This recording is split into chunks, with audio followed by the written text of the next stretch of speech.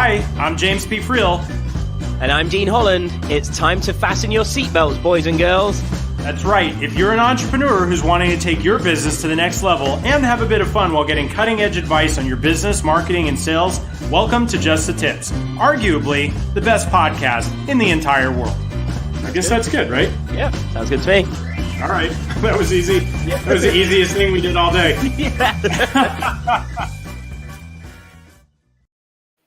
Hey, what's up, everybody? Welcome to another episode of Just the Tips. This is your host, James P. Friel. I am thrilled that you guys are here with us today. We have part 2 of a series that we started a few weeks ago, Creating the Perfect Sales Message. I'm super excited to share everything we've got with you guys today. I see him riding into the studio, galloping in on his white noble steed. Ladies and gentlemen, welcome to the show, the one, the only bearded wonder from the United Kingdom, Mr. Dean Holland. Woo! Oh, the sound is low. Sound is low. You know what? You were slow, and they were already on their way out. I can't help it. Well, good to see you, my friend. How are you? Good. Hang on one second. Hey, Trumpeteers, can you come back? He wants a redo of that.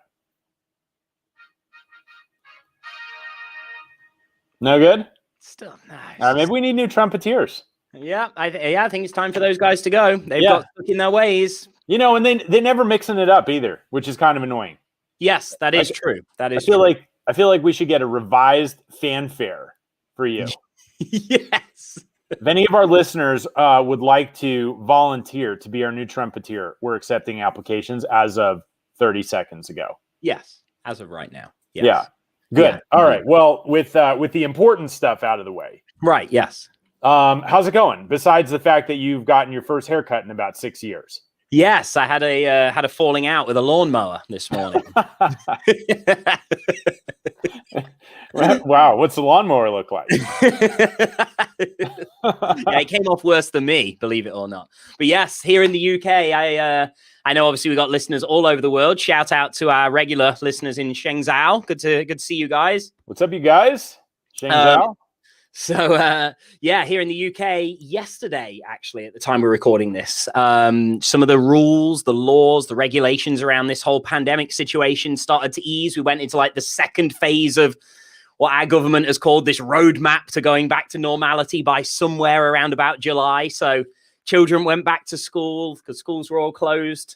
So they went back about 5 weeks ago. Then yesterday, they started opening some, certain stores and retail and people that cut hair. So today I was there first thing this morning, banging on the door, ready for it. So That's I lost amazing. about 2 pounds in an hour. So not a bad weight loss regime there. So now that your hair's cut and like the rules are relaxing a little bit, are you able to get back into your burlesque, or like how's that going to work? What are the rules around that?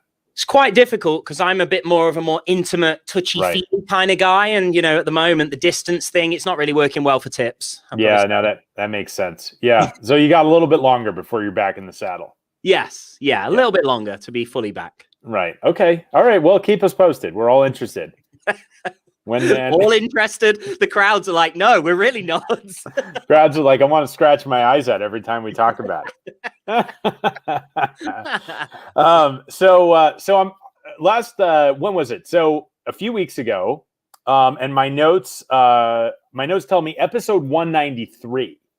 Ooh. You and I, so we're episode 196 today. Hard as an aside. It's incredibly difficult for me to believe I've been doing this with you for 200 episodes almost. Right. Like what the actual F? That's a lot of weeks. It is a lot of weeks. 200 weeks. It's almost 4 years. Indeed. Yeah. Yes, it seems a lifetime ago when I was sitting in Boise Airport. I think it was. The phone rings. What's James want? What's this guy want? Oh, I don't want to talk to him. What shall I? Oh, go on, I'll answer it. And there we go. So was born JTT, and here we are. Show 196. Now reflecting back on 193 as well. Yeah, look at us. We're doing a retro. We're masters at this game. Podcasting, we've done. We're revisiting. We're going back to old shows now to do the second part. Opening up the archives. Although I don't really know. We considered 3 episodes ago the archives. But let's just say, for argument's sake, so 193. Let's quickly touch on that. We started that show by saying, hey, we want to talk to people about creating the perfect sales message. Yes. And truthfully, I think we went deeper on some of the pre-frame stuff in that episode than even we thought we might going into that show. And where that left was we got to finish that up, because it's not just enough to create the pre-frame and get people ready and have the mindset right, but you still actually have to have a conversation and close the sale.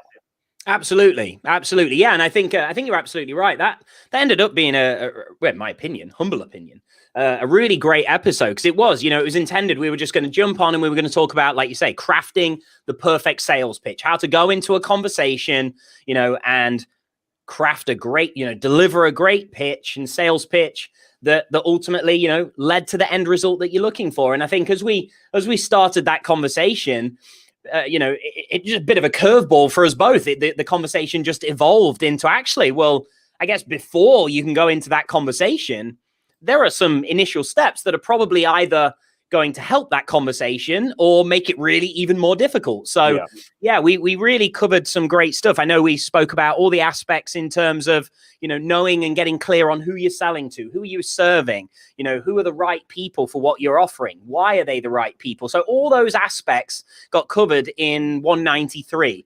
So today we're just going to assume now that part's done. If you haven't heard it, you don't know that piece yet. It's very important that you do cover that. You can't just jump into trying to sell to anyone. So make sure you listen to that first. And now I guess this is now that second part. We're closing the loop to all those. I know there must be somebody out there that for the last 3 weeks has lost sleep thinking like, I just don't know how to craft the perfect sales pitch. And they open looped me. Well, here we are. We're going to close that loop. I think there's millions of people who have been losing sleep over this. It's like, when you're watching a great show. We had this experience recently. We're watching an awesome show and we binged and then we caught up to where it was live. Oh yeah. And it was like, oh my God, I can't believe I have to wait a week for this. Yeah. And then it turned out they were on a week hiatus. So we had to wait 2 weeks. Oh my. Wow. So I sympathize with everybody who's been waiting for the second show to drop. Well, I remember you doing that, just not to go on a side note, but I remember actually staying over at your house when the last final episode of Game of Thrones was on. And I actually had only just started watching Game of Thrones about 3 weeks before. I was like, I've got to sit with my back turned because I'm like one episode off at like where you're at, and I can't sit and watch the final one yet. But I binged watched together with my wife. This is disgusting. We binged watched from beginning to end the entire Game of Thrones in a period of 17 days. Oh my gosh. To anyone that's knows the hours, just realize what went into that. Just realize how little work happened in those 17 days. Yeah. But you're absolutely right in the oh gosh, I don't know how you watch that show if you waited a week in between episodes. No, it'd have been terrible. So anyway. All right. So part two. So super quick recap. Part 1, episode 193. You want to go back and listen to it. I think it's a great foundation for what we're going to talk about today. Talked about how selling isn't selfish. Why are you selling the thing that you're selling? Really understanding the problem that you solve, understanding the people that you're serving, and making sure you're selling into the right people, right? So that was kind of the frame and the backdrop. So today what I want to talk about is how do you have the sales conversation? Okay, so it's one thing to, understand at a high level that selling is serving. It's another thing to understand these are the people that I want to serve, right? But when you get into that sales conversation, let's say this is in person, it's on the phone, wherever, but you're going to have an interaction with somebody. And I think for many people, this is where they start to freak out when it comes to sales. They're like, oh my gosh, it's happening. I'm talking to another human being and I'm going to try to sell them something, right? And there's all this fear and uncertainty and anxiety and everything that could sort of rise up to the surface. I'm curious about you. I know when I first started selling things, I could barely function when it came time to asking for the sale. It was heart pounding in my chest, cotton mouth. I was like, somebody give me some water to drink. I'm a mess right now. I don't. Maybe you were better at it right out of the Oh, gate. no. My very first experience of trying to sell to another human on the phone, like not using a website, was somebody I knew. I was going, this is like, this must be like 10 or so years ago now, 10, 11 years ago. Somebody I knew was like, oh, we've got this opportunity like to sell this program to people if you want to make some extra money that way. And obviously I was at the very earliest stages of my business then, of course. Yeah, I need to make some money. So anyway, how? I had no training. I didn't even know what to do at all. I was just like, oh yeah, cool. Yeah. Like, so I was kind of like, obviously I was nervous, but I was like, I need to try and make some money. And I remember after a few days of me like just having all these phone calls and not one sale, and I was actually only selling a $500 program. Yeah. And I didn't sell one, and that was my first experience, and it completely scared me away from doing that. But like the big lesson is like, oh, there is a process to this. Yeah. There is an actual process to actually being able to successfully sell to somebody. It's not like, oh, you just jump on the phone clueless with no idea of where you're going or what direction you're taking the call and what type of conversation you're going to have or where you're leading it. That's not how it works. And then that's the good news. That's what I could say to anyone watching or listening that connects with what we've just said. Like, oh my God, you're right. Like, it freaks me out, the idea of this. Well, yeah, that's fine. That's normal. But the great news is there is a process. Yeah. There is a kind of formula, if you like. And once you learn that, and once you get good, you get better and better, and you start to relax, don't you, over time? And so, yeah, I'm sure, obviously, that's what we're going to kind of get into and dissect over the next, 40 or so minutes. That's absolutely right. Yeah, it's okay if you're scared. It's okay if you suck. It's okay if you've never done it before. It's okay if you've done it a bunch before and you still suck. Right. All that's okay. The biggest thing that matters here is that you have a desire to do it, to sell. You have a desire to get better. And, I think there's very few things that are as critical in business as knowing how to sell. Right. You don't make any money if nobody's selling. This right? is true. And some could argue that you don't do anything without selling. You don't get in relationships. Yeah. You don't do anything without selling in some ways. Absolutely. And so it's a worthwhile skill, regardless of whether you're going to be the person, closing people on the phone or going into people's offices or houses or whatever. And so let's get into this sales conversation a little bit. Yeah, it's so funny. I have like 1,000 stories I want to tell, but I want to stay focused here too. Just about early nerves and things like that. So when I would say the very first thing that's most important when you're getting into a sales conversation with somebody is that you control the frame. And most people don't think about this. They like go in, like, here's the scenario. I'm sure you ran into this in your early days as well. You have a sales conversation of some kind. You get there and the client or prospect is sitting there with their arms crossed and they're like, all right, impress me. Or, okay, cool. Like, well, tell me what you do and how much is it? Or, they're somehow enforcing their frame onto you. Right. And a junior salesperson or rookie salesperson falls for that hook, line, and sinker immediately and loses control of the frame of the conversation. And I'd say very rarely will you recover from that. Yes. Because they're now in control of how this thing goes. And so there's absolutely going to be, and it's super funny when you start seeing this because they might not even know they're trying to control the frame, right? They're just like, hey, I'm on this call because I want to know how much your thing costs. Yeah. And right. And in their mind, that's like a super valid thing. But when you just are like, all right, well, it costs, $2,000 or it costs $3,000, right? If you answer that question too soon, you haven't given them enough. You haven't given yourself enough of a chance to figure out what's really important to them to even make an offer. So there's so much to unpack here. But number one, you've got to control the frame, meaning you're the one who's positioning the purpose and outcome of the conversation that you're having with somebody. Yes. Right. So Dean, if you're the prospect and you come to me and you're like, okay, well, how much is your thing?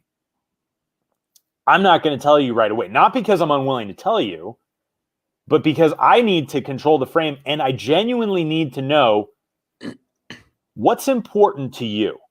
Why are we even having this conversation? So my response to something like that would be something along the lines of, well, there's a variety of different options and different ways that we could go forward with this.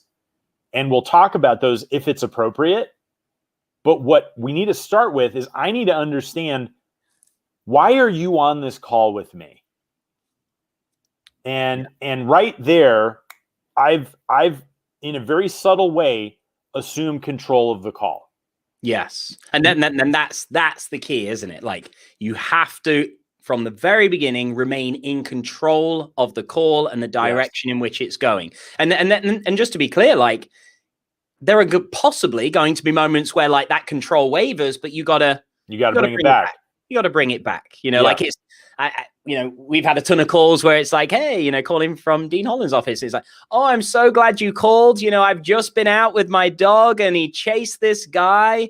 And I would have been the guy, oh my gosh, I had a similar experience with my dog recently. And you think like, oh, I'm going along with it because like I'm getting to know them, but like, no, they are leading you now. Yeah. Well, and sometimes depending on the situation, like I might go along with that for a little while, and then there will be a stark pause where we'll say, okay, super, super cool stuff. Can't believe we share that in common. Let's talk about why we're here today. Right. And like immediately like bring in that frame. Bring it back. Bring in the frame, right? Because it's great. It's great to build rapport. It's great to like, acknowledge things that you have in common interests, common relationships, whatever. Like I could find something in common with almost anybody. And that's great, but you still have to make sure that that's going to get framed into a sales conversation of some kind. And the number one thing is having the person acknowledge what's going on in their world, in their life, in their business that caused them to want to take the call with you. Okay. Yes. And this is the case, even if it's man, it's been forever since I've done cold calls. But if I did a cold call, I would do a cold call to set an appointment, not to pitch. And then on the appointment, I would be like, all right, well, why are we here? They could easily say, well, because you made me be here or because you called me, right? I could be, but this is where I would take control. I say, oh, well, I know that, but why did you say yes? Ah, right. There we go. Why are you here? Pull it back. You're here. You're here not because I forced you. You're here because you think there might be something here for you. And I want you to tell me what you think that might be. Yeah, I love it. I love it. Because I guess, I just want to, let's just highlight for anybody that's kind of newer at this side of thing. Like at the end of the day, that sales call, and this helped me. I just share this quick. This helped me in terms of removing some of that pressure that I would feel going into this type of conversation. Is like, you're not trying necessarily to get a sale from every call. Like your goal is to find out if the sale is right for this individual. Yes. And so like what you're getting at here is like, we're about to go into some form of like fact finding mode. Like we're doing our intel, we're doing our research. It is important to get an understanding into this person that you're about to speak with. Because, so forget about, in my opinion, and I'm sure some people would dispute this, but like, I don't even really necessarily think about the sale at the beginning, because right now I have nothing to sell that person in the first 10 minutes of the call. There's no offer. I don't know if I have to offer this person something yet. And so we're really talking about like, we've got to move into that fact finding or intelligence finding type of mode, right? Right. Absolutely. And to your point, part of that is asking them questions. Why are you here? And they'll be like, well, I'm here. And you can't what's the word I want to use? You can't just like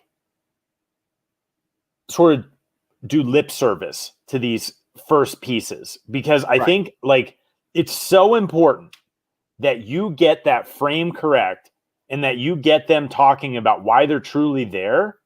Because if you have, because I've had calls where people try and sell me something, right? And they're like, "Hey James, thanks so much for making time for the call. So what's going on in your business?"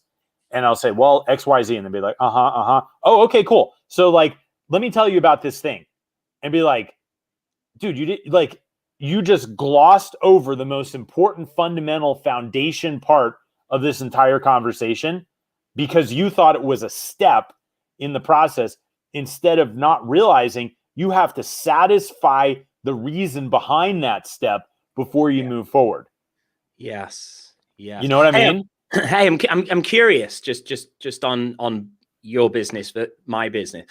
Do you, in terms of sales calls, are you doing like a strategy session type thing, or are you doing like, you've applied for this program and I'm here to find out if it's right for you? I think we used to do more of the strategy session thing. Right. And where now it's more like, let's have a chat and see if we're a good match to work together and go from there type thing. Yeah. It's much easier if somebody's applying for something specific. Yeah. In my mind. But even then, it's still saying, okay, well, I see that you applied for XYZ program, or you're interested in XYZ product or service. Tell me a little bit about what made that appealing to you. Yes. Like, why do you want to talk about that? Yeah. And that's why I was curious to ask, because we very much over the last few years have shifted to like, you're applying for a specific program and I'm here to see if you're qualified to join. Yeah. So we're quite upfront now, but I just wanted to ask you that question, because I'm sure, everybody listening is going to have a slightly different setup or slightly different business. But I want to just be clear here that like what we're talking about is universally applicable. Doesn't matter how you've set it up to lead to that phone call. That phone call is going to follow a certain path. And it's always going to, that phone call ultimately is always going to be about like this intelligence finding, this recon mode of finding out like why they're here, what are their challenges. I suppose we're going to get into this stuff, but like, it doesn't matter what business you have or how it is you framed that call, it's going to still apply. I just want to be clear on that. It's absolutely. And we could take this from, the sort of coaching, consulting, info product world, but this applies no matter where you go. Like, let's say I'm going to a store and I need to buy a suit, right? I have, my sister's getting married in a couple months. And so I'm going to need to, get some stuff for that. If I go into the store and I say, okay, I want a suit, and the guy's just like, all right, here's a suit, right? There's no rapport. There's no salesmanship going on there. But if he says, oh, okay, cool.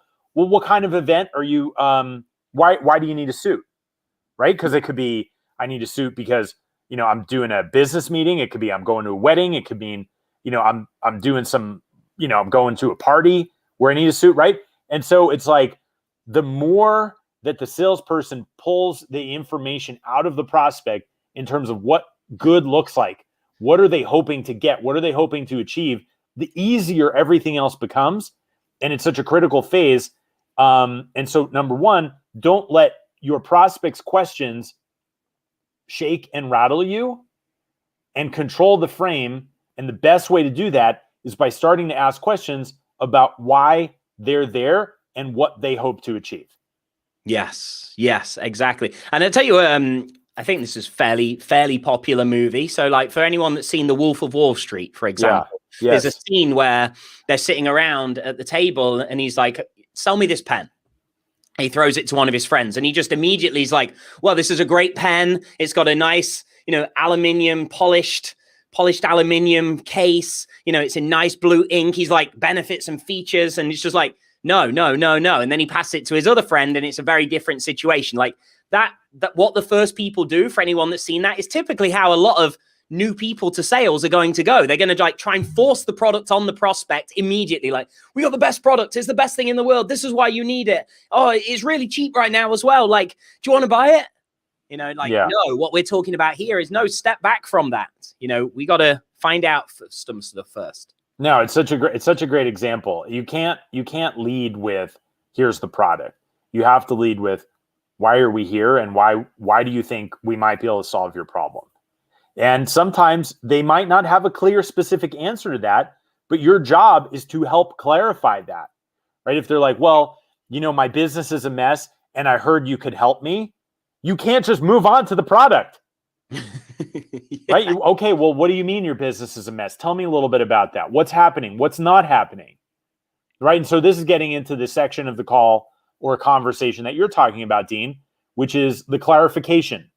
Yes. Right? So why don't you elaborate a little bit more on what you were about to say just a minute ago on that?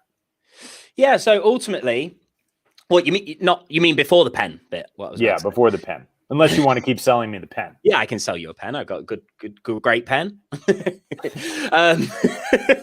we go. That's how you sell. Great pen. Great pen, everyone. Here's a great pen. Here, this is a great product. You should buy it. So yeah, in terms of, obviously, like you've touched on that. So we're going to begin, we want to control the frame, control the narrative right from the very beginning, take control of the conversation, and start now moving into this phase where it's like, we're now going to start fact finding, as I would like to find it. This is where, I like to look at this as, this is where I'm going to say very little and keep my mouth shut. Like, yes. I'm going to say a few little things. They're typically going to be little questions that I'm going to ask, and then I'm going to stay as quiet as I possibly can.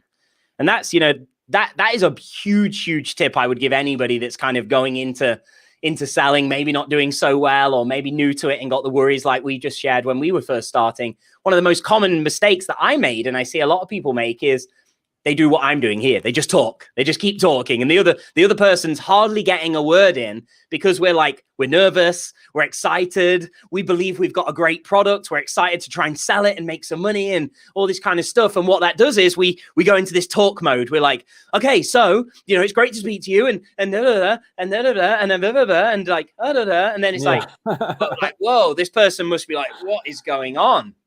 So, the way in which I like to look at it is I'm going to have a series of things that I'm going to ask, and I'm just going to throw them towards the prospect, the person I'm speaking to, and I'm going to be quiet. And I'm going to sit there ironically, with my pen, and I'm going to take some key notes on the information that person gives me, because you've hit the nail on the head, James. What we're ultimately looking to find out is, like you've said, why are we on this call today? What compelled you to have this conversation with me? They're going to, give you some really valuable information there. Oh, I was excited to talk to you because I came across your ad on Facebook and I see that you help people with this. And so I thought, what the heck? Let me have a chat with you. Okay, great. Well, so you mentioned that you came to me because so now we're going to start asking questions of the person. Now we're going to start to really find out, because what our questions are for, and what we're asking and being quiet about and listening to what their answers are and their responses are and what they're telling us, no matter what they might say at first, they came to you because they have some sort of problem. They are facing something that they at least are hopeful that you have the answer to, that you have the solution to. They would not be spending their time. And make no mistake, doesn't matter how you're framing your call. Oh, free strategy session, like everybody's smart. Like, no, I'm turning up to a sales call. I'm going to have a conversation. They might sell me something. So, you're looking to really get to the core of what is the problem here? What is the challenge? What is the problem that you are facing? And I want to be asking the right questions to get to the core eventually of what this challenge is. And am I the person that can help you? Yeah. And so I'm going to go through a series of questions to learn more about this person, to learn more about what they've currently done. What have they done in the past? What has led them to this point? And again, this is going to depend on what we're actually selling here. But if I look at, for example, my business, I'm helping people start businesses primarily, newer people that are looking to get start a bit of a side gig on the side and build that into hopefully eventually a full-time thing that they can replace their day job with. So ultimately, when I'm going into a conversation with people, or the sales team we want to find out, like, what have they done already? What have they been through? What things have they tried? And that's going to tell us the experience that person might have. That's going to tell us, as I'm having that conversation, things like, have they worked with other people similar to me in the past? Because if they say, oh yeah, I've joined a bunch of coaching programs, I'm going to start to think, oh, well, maybe there's something I need to learn here. Like, why are you still stuck if you've worked with all these people? I want to find out. I'm interested. And this is where you've just got to be listening. And you know, everybody's going to know their own business uniquely. You know, so everybody's got to apply what I'm saying and what we're saying here to your own, your own set of circumstance. But again, if we apply this to like me, I want to now know, like, oh, you've told me this. Well, can you tell me why didn't those things work out? Why are we still here today? And you haven't yet moved beyond where you are. If you work with these people, what was the problem? Right. You know, because this is going to tell me information that, again, oh, if these are the challenges you faced with those people, you know, so they might be telling me in my circumstance certain things like, well, they didn't offer very good support. They sold me the program and nobody was really there for me to support me after the fact. When I had questions, nobody would come back to me in a timely manner. I would often wait a week. So all these things, I'm writing down key things in this scenario, like, oh, lack of support, you know, lack of response, waiting around, couldn't get the help. So that if I do take this conversation to the point where I feel I can help that person, guess what information I'm going to be talking about or focusing my pitch on at the end about? Oh, you know, so you mentioned earlier that clearly a lack of support has been a big problem to you in the past, hasn't it? Mm-hmm. Yes. Okay. Well, you'll be pleased to know then that we offer 2 live coaching calls every week on a Tuesday and a Thursday. If you could attend 2 coaching calls every week, does that sound like that would be the type of support you would need? Mm-hmm. Like, oh, jackpot. And how did I know that that was an important thing to talk about? Because I've got 1,000 things in my program I could tell you about, but I need to learn the 2 or 3 things that you need to know about, right? Yeah, that's absolutely right. Because not everybody's priorities are the same. Right. Right. You could have a Swiss Army knife, but maybe they just need the scissors. Ooh, you can't just throw out analogies like that without warning to the audience. I just did it. It just happened. I couldn't help myself. Absolute fire being just thrown came into right it. out.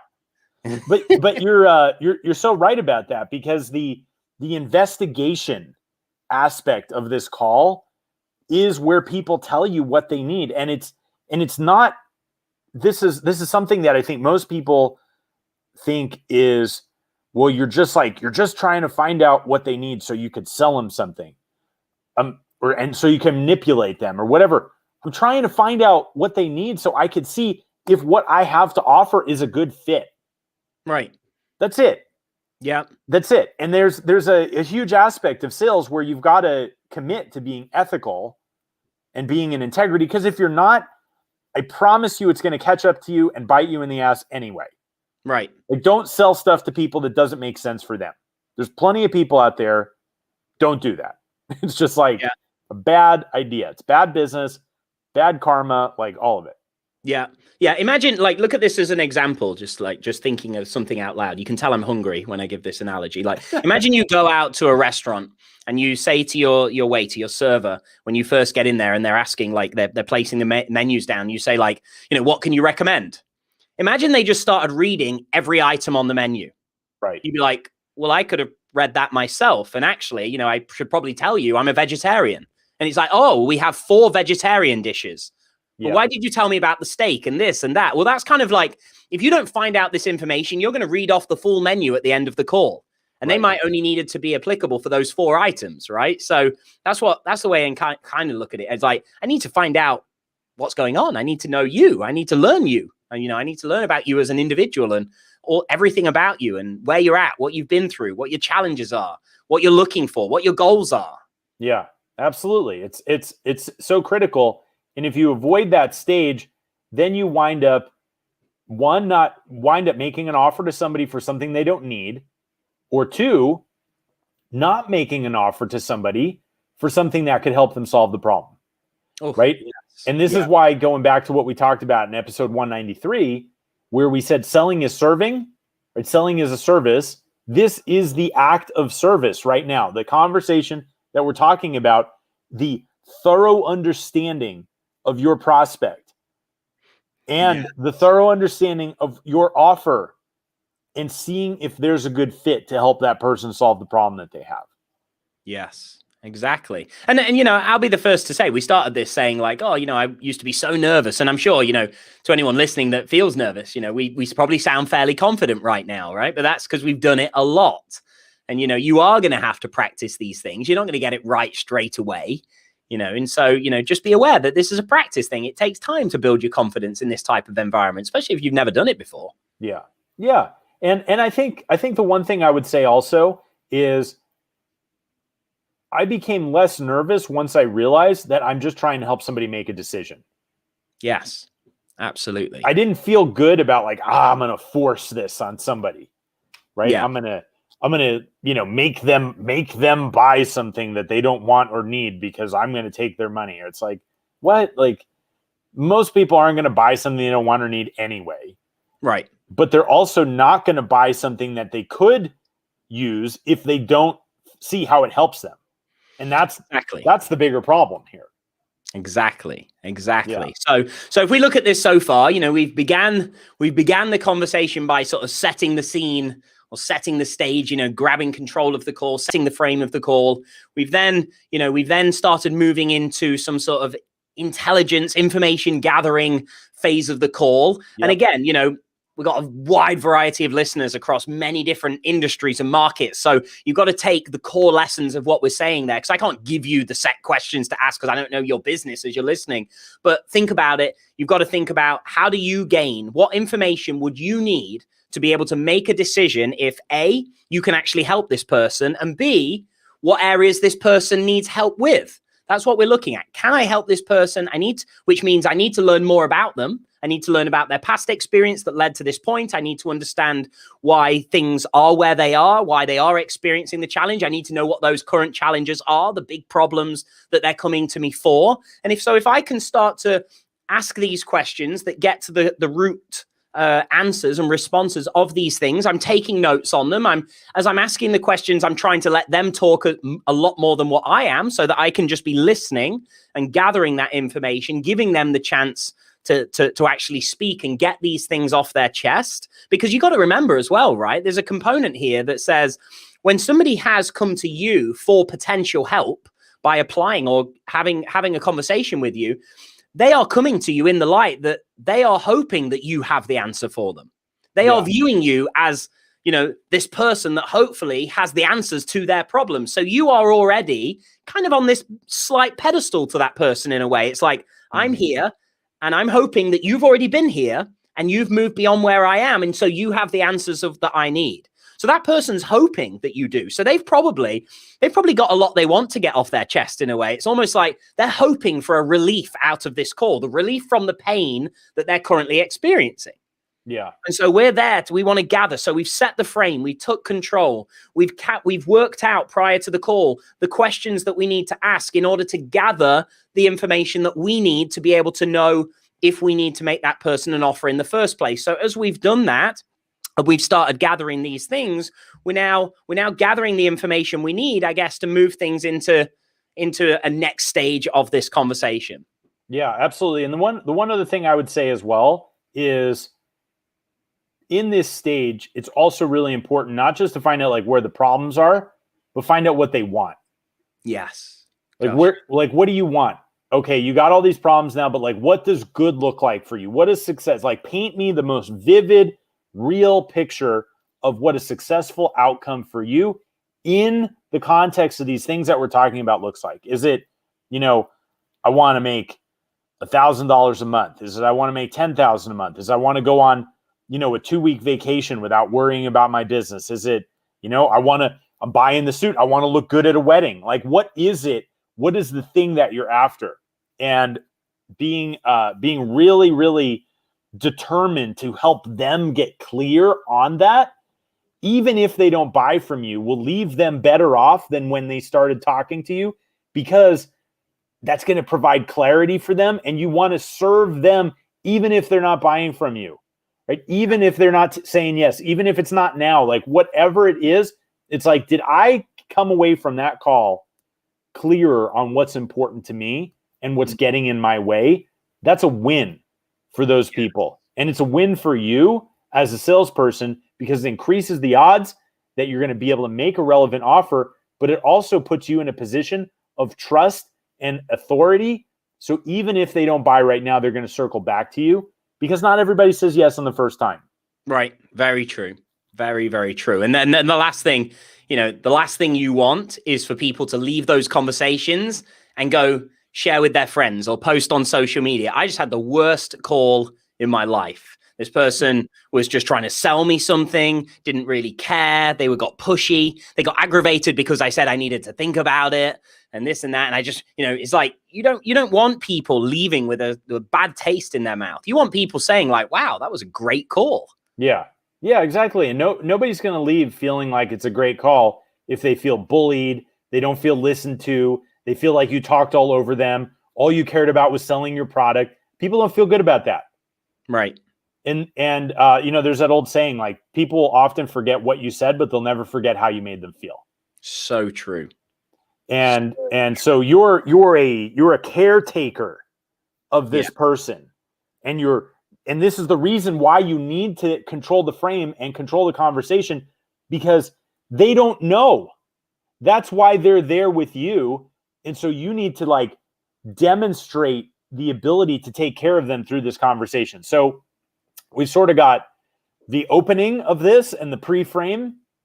We've got the fact-finding, investigation. I think there was another word you used for it that I liked. Anyway, this middle piece of understanding, and then we're going to get to making an offer. We have a word from our sponsors today, Dean. Oh. So let's have a word from our sponsors, and then we'll get to the third phase of this call. So this episode of Just the Tips is sponsored by World's Best Roses. Once you've ordered these farm fresh roses, you'll never order flowers from anyone else. World's Best Roses operates a family-owned rose farm in Colombia, dedicated to delivering the highest quality hand-cut roses to you from their farm to your front door within 2 days. Listeners of Just the Tips can order their first bouquet of giant roses for only $23 today. Visit worldsbestroses.com to order your farm fresh roses today. Visit worldsbestroses.com to order your bouquet now. There we go. A word from our sponsor today. Shout out to the sponsors, World Best Roses. They are good. They're really good. I didn't know if it was going to sound like biased if I chime in on like actually how great these roses are. Like it's going to sound a bit strange. Like, why is Dean hyping up these roses? But I assure you, as I got no problem saying I buy quite a lot of flowers. Maybe not so much these days, but I used to regularly buy flowers for my mom and things like this. And like here in the UK, like you get these roses. Like you can go to ones just from the local store, and they're just like got these tiny little heads on the roses. They die off after like 2 or 3 days. It's like, oh, like I'm sorry I bought you those. Like, like I'm sorry. Like I apologize for giving you these flowers. Then you can get ones from like a florist. They're more expensive, slightly larger, but I used to think, I'll be honest, I used to think they were great. And then I visited your home, and then I saw what are the world's best roses. Yeah. And they truly are the world's best roses. Like they are larger than any other rose. They last longer than any other rose. They give a wow impression more than any other rose. And depending on who you give these roses to, if you're trying to get lucky, they're going to do a good job for you. I promise. Yeah, that's right. There's a good chance you're going to get lucky. No, they're really terrific. It's a terrific product. And it's an incredible deal. So I know they've got Mother's Day coming up over here. And so if you haven't gotten anything amazing for your mom yet, like you spend $23 on these roses, you're going to think you spent $223 on these. Yeah. I don't know what's happening over there to do this first bunch of roses for $23. They've lost their minds. I think somebody's doing something there in Colombia. Somebody's gone crazy. Like it's also possible I had some influence over this. Right. In which case, hurry, listeners, and grab your roses before somebody says stop listening to James. Yeah, there you go. And just quickly, I just noticed we've got several people commenting as well that are listening into the show. So just a quick shout out to the listeners. I see Simon and Ben has been commenting there. So good to see you guys. Yeah, what's up, you guys? Catching the second part because part one was great. Yeah, yeah, that's right. Yes, exactly. So all right, so let's get into the close. Okay. The scary part. The scary part where your heart will beat out of your chest and your hands will tremble. So now we've talked about the opening, controlling the frame. We've talked about diving deep into their situation and understanding where their pains are, where their problems are, and just as importantly, where they want to go and what good looks like for them. And so now we've got to take all of this information. We've got to say, first, are we going to make this person an offer, right? Because if we've done our job up until this point, we know the ins and outs of what's going on with this person, and we know our product, we know our service, we know what we have to offer. The question is, do we make that offer? And I think for a lot of people hearing this, they might be like, what? You might have a sales conversation where you don't make somebody an offer? Yes. You absolutely might have a sales conversation where you don't make somebody an offer, and that is not a failed sales conversation. It simply means they weren't a good qualified fit for whatever you had for them. Yes, absolutely. And this is such an important part, because I can promise you that if you sell to the wrong people, you will spend more, many times more than what that person paid you. So you might think, well, I need the money right now, I got to be selling. Like, I promise you, you will lose more than they're paying you. And I don't care how much they're paying you. If it's the wrong person, you will lose more. That I can assure you. Absolutely. So don't sell to the wrong people. But let's say, okay, we've identified that this person has a problem, a need, or a desire that our product or service fulfills. Now, it really is as simple as helping them see that bridge. Okay, yes. Dean, all right, so if I'm understanding things correctly, here's the challenge that you're facing in your business today, and this is what you're trying to create. Is that right? And you say yes, right? Or you'll say no. No, I think it's a little bit more like this. Oh, okay, cool. Thank you for like that distinction. So in understanding what we've been talking about, I think I have something that could help meet that need and get you to where you want to go. Is it okay if we take a minute or two right now to talk about that? Yes. Right? Because now I'm getting their explicit permission to make them an offer. Yes. Really, really, really important. Yes. It's such a tiny piece, yet so significant. Yeah. Because I think one of the biggest problems that people face, I know I certainly did, is like how to transition to making the offer. Yeah. Like, how do we go from like, oh, I'm your friend and we're building rapport and I'm asking you these questions and you're telling me all this nice stuff and we've got the same dog and you're amazing and I like pasta too and you love pasta and all this stuff, to now like, okay, give me money. Well, think about it this way too. I would say you're still sort of in that rapport the whole way through. Because if let's say I found this great TV show to watch and we're talking, you're like, oh man, like I don't know what to watch. There's nothing cool anymore, or blah, blah, blah. I'd be like, oh my gosh, Dean, I found the coolest TV show. I got to tell you about it. Right? Are you going to be like, no, I don't want to hear about the TV show, or I don't want to hear about the thing that you think is cool that could make my life better. Go away from me. Right? Right? No, like I'm a friend. I'm going to tell you, I'm going to close you on the TV show because I think you might enjoy it. Right? And that's a super silly example potentially, but we get to this part of the call and we're asking them, we're saying, hey, I've been listening to you for 15 minutes, 20 minutes, 30 minutes, however long it's been. Here's what I understand about you. First, the person's going to feel incredibly heard. Most people are horrible, horrible listeners and don't listen when other people talk.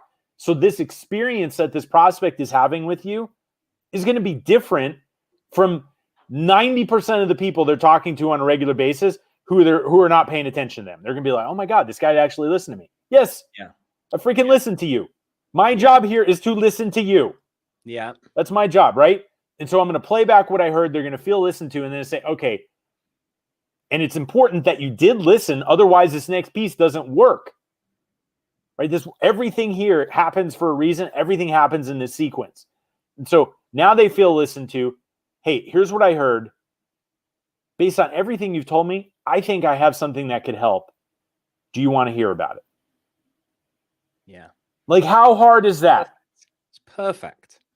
How could you say, no, I don't want to hear about it? And if somebody said no to me, no, I don't want to hear about it, I'd be say, okay, no problem. Can you tell me why?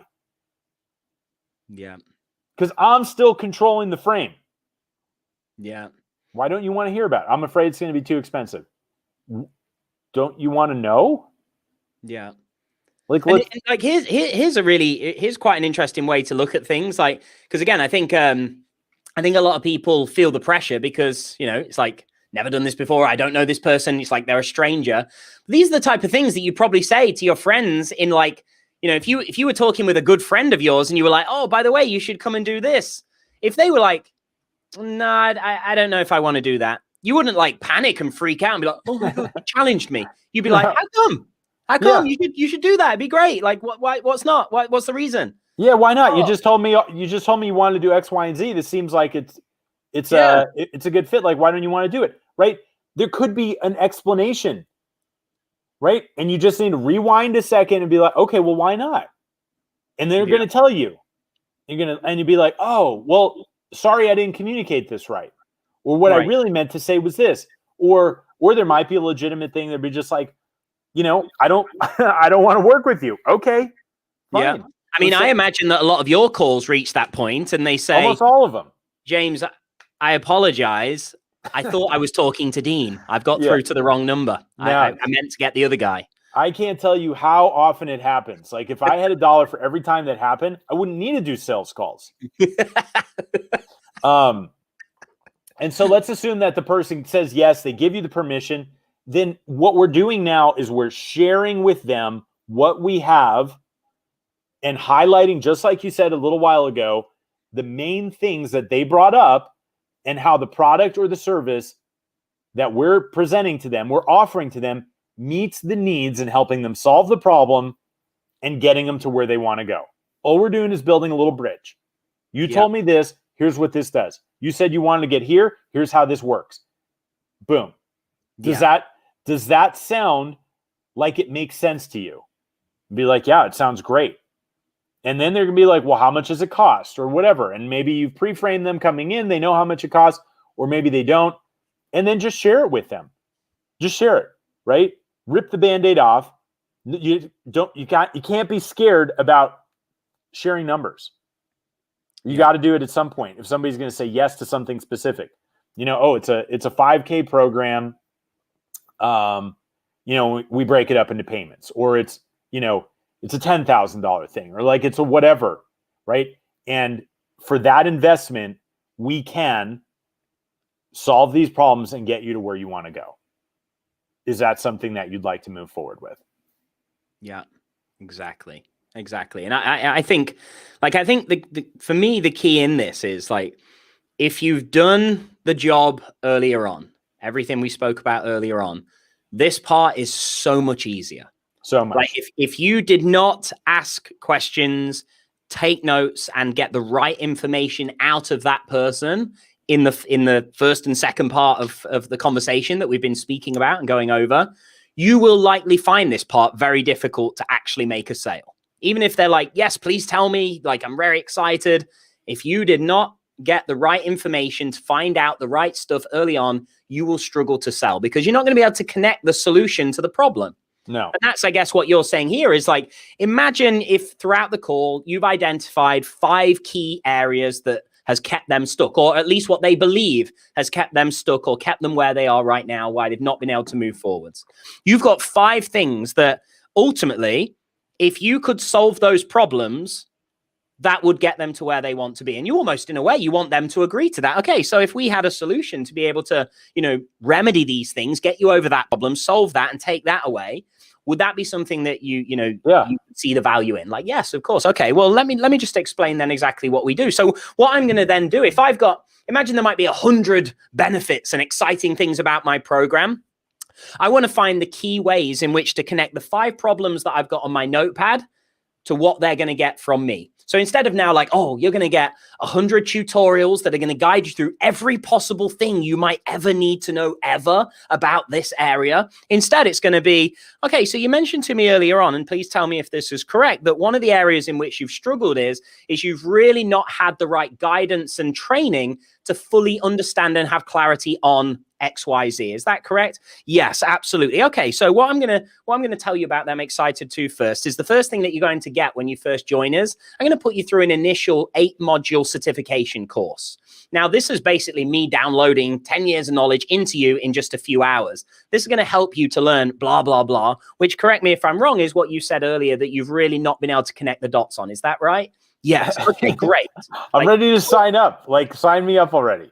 Yeah. So like what we're doing is we're taking the problem, connecting with a solution that they're going to get from us and crossing those problems off to the point where, wow, like you can take away all these problems.